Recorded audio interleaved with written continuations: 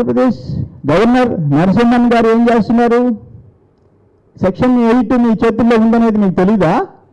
మీరు చదువుకున్న వ్యక్తి కాదా? అసలు ఇక్కడ ఏమీ జరగడం లేదన్నట్టు మీరు మాట్లాడతారా? సెక్షన్ 8ని ఉపయోగించాల్సిన అవసరం హైదరాబాద్లో రావటం లేదని చెప్పేసి అనే అభిప్రాయాన్ని మీరు వెలిబెచ్చుతుంటే ఇవన్నీ కోర్టులు న్యాయస్థానాలకు ఉన్న బాధ్యత మీకు లేదా? న్యాయమూర్తులకి కనపడిన వివక్ష మీకు కనపడలేదా? కింద కోర్టు నుంచి హైకోర్టు వరకు అనేక 10 అంశాల మీద తెలంగాణ సర్కార్ వివక్ష చూపుతుంది, రాజ్యాంగానికి విరుద్ధంగా పోతుంది. ఉమ్మడి రాజధానిలో ఉండాల్సిన ఆంధ్రప్రదేశ్ వాళ్ళకున్న కామన్ క్యాపిటల్లో ఉన్న హక్కులకు భంగం కల్పిస్తుందని చెప్పేసి అనేక సందర్భాల్లో ఇస్తే గవర్నర్ గారికి కనిపించడం లేదా? గవర్నర్ గారు ఏం ఆశిస్తున్నారు? ఎందుకంత పక్షపాతంగా ఉన్నారు? మీరు అందరం తెలుగోళ్ళమే, మేము తెలంగాణ బాగుండాలని కోరుకునేవాళ్ళే, అన్నదమ్ములు అందరం బాగుండాలి, 2 రాష్ట్రాలు హెల్తీ కాంపిటీషన్లో ఎదగాలని చెప్పి కోరుకునేవాళ్ళే. మా చేతులు గుండా ఇక్కడున్న ఆంధ్ర సీమాంధ్ర ముఖ్యమంత్రులు 50 సంవత్సరాలు పరిపాలిస్తే రాయలసీమని వెనకబెట్టి ఆంధ్రాని వెనకబెట్టి ఈరోజు 14th ఫైనాన్స్ కమిషన్ చెప్పింది 2020 సంవత్సరం వరకు ఆంధ్రప్రదేశ్ లోటు బడ్జెట్లో ఉంటుంది, దాన్ని బయటలేమని చెప్పి. ఇది భారతదేశంలో సెకండ్ సర్ప్లస్ స్టేట్ కింద ఇచ్చింది. ఎవరు పరిపాలించినారు? సీమాంధ్ర వాళ్ళు కాదా? అటువంటి చెప్తాడు మొదట్లోనే హైదరాబాదు 5 సిటీల్లో ఒకటని, నిజమే. కానీ ఈరోజు దేశంలో సెకండ్ సర్ప్లస్ స్టేట్గా తెలంగాణ వచ్చిందంటే ఎట్లొచ్చింది? ఒక రకంగా ఆంధ్ర రాయలసీమ అభివృద్ధిని పక్కన పెట్టి తెలంగాణ ప్రాంతం వెనుకబడింది, తెలంగాణ ప్రాంత ప్రజలకి హక్కులు పరిరక్షించాలని ఎన్టీ రామారావు గారు లాంటి వాళ్ళు అక్కడున్న పటేల్ పట్వారి వ్యవస్థలు రద్దు చేసి ఇక్కడ ఇన్ఫ్రాస్ట్రక్చర్ క్రియేట్ చేసి ఎక్కువ నిధులు ఇక్కడికి ఇచ్చి ఇక్కడ హైదరాబాద్ రాజధాని మొత్తం మిగతా ఉన్న పట్టణాలని పక్కన పెట్టేసి హైదరాబాద్ అని చెప్పి 20,000 కోట్ల రూపాయలు ఒక్క సంవత్సరానికి ఈరోజు హైదరాబాద్ ఒక్క నగరంలో ఆదాయం వచ్చే పరిస్థితి కల్పించింది ఎవరు? కేసీఆర్ చేశారా? అదేమంటే మీ అబ్బలు మీ తాతలు అంటాడు. ఎవరి తాతలు ఎవరు అబ్బలు చేసినారు? హైదరాబాద్ డెవలప్మెంట్, తెలంగాణ అభివృద్ధి ఎన్ని సంవత్సరాలు తెలంగాణ వాళ్ళు పరిపాలించారు?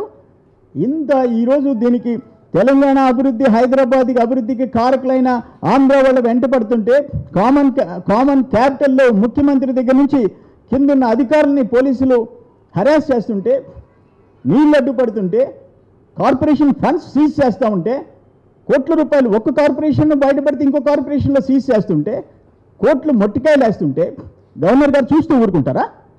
గవర్నర్ గారికి ఈ సెక్షన్ 8 చదివి ఆయన అర్థం చేసుకోలేడా? ఇంతకంటే ఎవరు చిన్న పిల్లోడికి 1వ తరగతి పిల్లోడికి అర్థమవుతుంది. గవర్నర్కి ఇచ్చిన విచక్షణ అధికారాలు, మీరు తీసుకునే నిర్ణయాన్ని ఎవరు తప్పుపట్టేదాన్ని ప్రశ్నించేదానికి వీలు లేదు, వాటిని ప్రశ్నించుటకు వీలు ఉండదు అని చెప్పి సెక్షన్ 8 చెప్తుంటే ఒక్క సందర్భంలో మీరు ఇంటర్ఫియర్ అయినారా?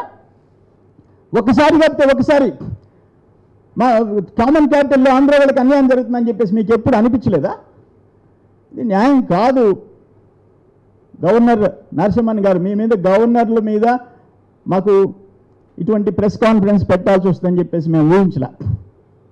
అందులో మీ మీద మీరేమి రాజకీయాల నుంచి ఒక పార్టీల నుంచి వచ్చిన వ్యక్తి కాదు, ఒక ఐపీఎస్ ఆఫీసర్గా ఉండి గవర్నర్గా వచ్చిన వ్యక్తి ఇంత వివక్ష చూపిస్తాడు, ఇంత ఒక పక్షపాతంగా ఉంటాడు. ఒకవేళ ఆయనకి ఇచ్చిన అధికారాలను కూడా చెత్తబుట్టలో వేసేసేసి గమ్ముకు చూస్తా నిమ్మక నీరెత్తినట్టు ఉంటాడు ఒక గవర్నర్ అని చెప్పి మేము ఎక్స్పెక్ట్ చేయలే. సెకండ్ టైం మీరు కంటిన్యూ అవుతున్నారు. రాష్ట్ర విభజన జరిగినప్పుడు పక్షపాతంగా జరిగింది, మాకు అన్యాయం జరిగింది. మేము హైదరాబాద్లో మాకు రెవెన్యూ షేర్ ఇచ్చి ఉండాలా, హైదరాబాద్ రెవెన్యూ షేర్ ఇవ్వలే. జనాభా ప్రాతిపదికన మాకు అప్పులు ఇచ్చారు, జనాభా ప్రాతిపదికన ఆదాయంలో మాకు ఇచ్చి ఉండాలా. కనీసం 10 సంవత్సరాలు 5 సంవత్సరాలు ఇవ్వలే. ఆదాయం తెలంగాణకి, అప్పులు మాకు ఇచ్చారు. అన్నిటికీ సర్దుకొని తల ఉంచుకొని మేము పోయినాం. ఈరోజు ఆంధ్రప్రదేశ్ ఆర్థిక ఇబ్బందుల్లో లోటు బడ్జెట్లో 15,691 కోట్ల లోటు ఉంటే మేము కష్టపడతాం, దాన్ని మళ్ళీ డెవలప్ చేసుకుంటాం, పెట్టుబడులు తెచ్చుకుంటాం, ఇన్ఫ్రాస్ట్రక్చర్ క్రియేట్ చేసుకుంటాం, రాయలసీమ ఉత్తరాంధ్ర లాంటి అత్యంత వెనుకబడిన ప్రాంతాలను కూడా అభివృద్ధి చేసుకుంటామని కాన్ఫిడెన్స్తో మేము ముందుకు పోతున్నాం. అటువంటి మా వెంట పడతా ఉంటే మీరు చూస్తూ ఊరుకుంటారా? రామేశ్వరం పోయినా శనేశ్వరం పోయినట్టు ఏడాది అయితే రాష్ట్రమై మీ బతుకు మీరు బతుకురా, మాది మేము బతుకుతాం అంటే ఇది లభంగా పంచాయతీ.